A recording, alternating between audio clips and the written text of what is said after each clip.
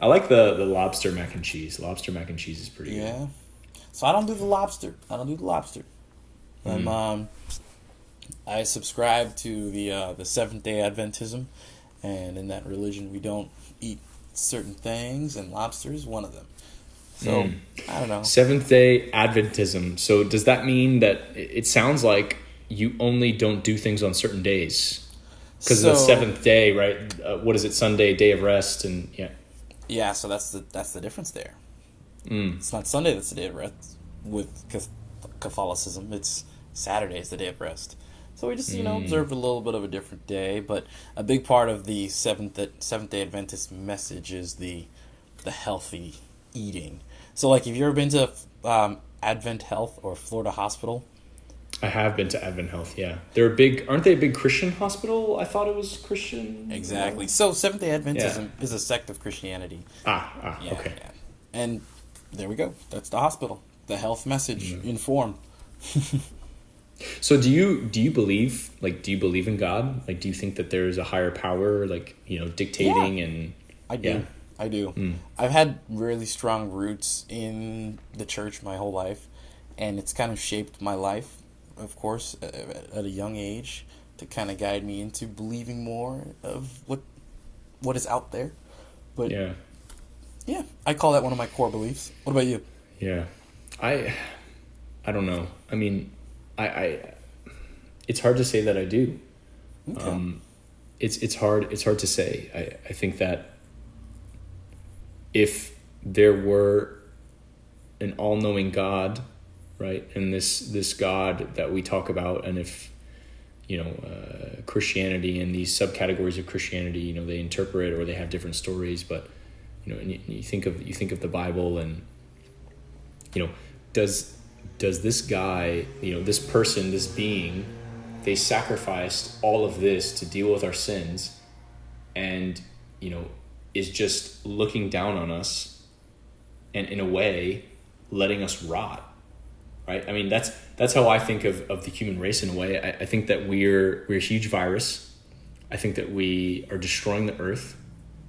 I think that, very powerful statements here, but Yeah. Yeah. I No. think no, very powerful statements, but I'm going to continue. I think that climate change is real, and I think that some people don't give a fuck, and I think and to say that that there's some all-powerful being. Do you think this all-powerful being will let us sit here and decay the earth? It's, I don't know. Hmm. I feel like there would be, and where I'm getting at is that I believe science. That's what I believe. I believe science, and I haven't seen any sort of evidence to guide me in any other way. I've just seen that we're a mud ball floating in the air, in the universe, which is ever expanding and potentially infinite. Yeah. Okay. Yeah. Yeah. Yeah. I understand where you're coming from there. I learned. I think it was probably 5 years ago. Mm-hmm. I'd watched this movie. They were trying to break down the argument between science and God, and this movie was very peculiar because most situations, most people, they believe one or the other, science and Mm. or God, but this movie actually went into explaining the possible existence of both. Mm. How God could have created a simple, a particle, and from that particle, evolution began. And you have creationism and evolutionism together in one. And the theory, to me, it didn't sound too out there. I'd Mm. have to look it up again to see and re-educate myself on exactly what was going on, but it kind of made sense how it could be a possibility. I mean, just like everything else, science is proven and faith is faith, but this kind of blended the two. And me being growing up in the church and understanding that, and then getting into normal school. I mean, I went to church school for majority of my life, but then I switched over and I had all this new understanding of how Earth might have been created and how we were Mm. created. And to hear that perspective that kind of put the two together, it was very enticing to me to listen to. I'll have to find it again and show it to you, but Okay. that just a side point that was a very interesting thing for me to find, to come across at that age for myself. Yeah. And what you're saying is that the two could exist, and that the video or the movie, I'm sorry, explains a little bit as to how these could coexist, and what that means, and what it could. Yeah. True. Yeah. I mean, I'd be open to hear about it, but as of right now, it's one of those things, like, I don't have faith in anything. Right. The only thing that I have faith is that, the thing that I have faith in is myself, really. And that's how I see it. I think that if you try to go into this life and go into this world, yeah, you may be extremely lucky. But a lot of people who, in my opinion, my personal opinion, really make something of themselves, or are proud of where they are and what they're doing, it's not by having faith. It's about, taking action. It's about thinking. It's about executing. And that's how I try to live my life, right? Because if you think that, like, as an example, like, if you have a tough relationship with, your brother or your sister or your parents or your cousins, or I don't know, like, if you just have faith that it's going to get better, or you have faith that, like, their intentions are good, how do you know that?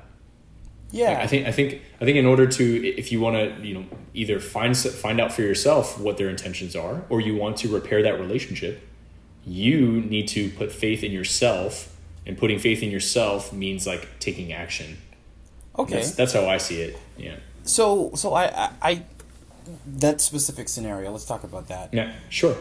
I would see within myself, I would see that I would need to reach out for the strength, as most people would call it, the strength or the support of God, this deity, to allow me, to empower me to do this task, or even to attempt to empower me and talk to this other individual, the person I'm trying to reconcile with, or whatever.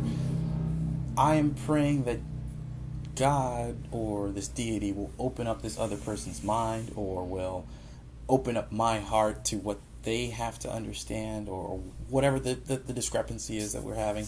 And I don't know. So I understand the action part of it. But majority of the time when I pray for myself, it's praying that that God gives me the power to perform this action. So there's doing the action for yourself just to do it and get it done, yes, and I know that I am empowered to do this action, so I will go and do this action. So I believe in action, 100%. There's even a passage in the Bible that says, I believe it's faith without action is dead, or faith without works is dead. So that's there in the Bible, telling you that faith and action will produce results. And I kind of follow that vibe. I don't know. I think it helps. For me, it helps. Just knowing, I think that it's a comfort for most people as well. Yeah, comfort, yeah. Faith is a comfort. I don't know. No. I mean, you do know, and you believe, and I'm listening to this, and I think you're right around the comfort as well. Like, it's almost, we have, and if you think of, like, where we are, and, like, death, and, to kind of get heavy, like, where do we go when we die?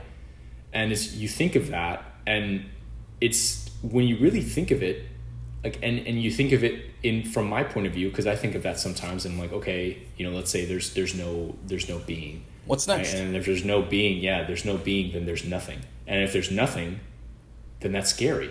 Yeah. Right? That's very frightening. I mean, it's, yes, maybe at the end of my life I'll feel fulfilled and whatever, and I'm ready to die, but I mean, that act, it's frightening.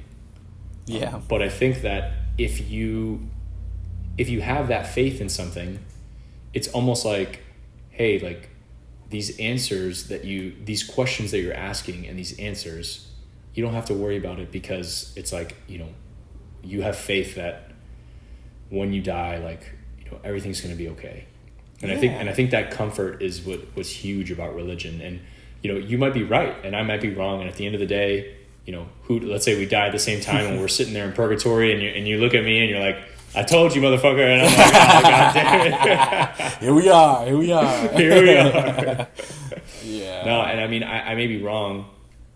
It's just one of those things that it's like, I don't know, man. I believe in myself, and that's that's why it's like, yeah. But it's interesting to hear that perspective. This far, Yeah. And I think I'm a good person.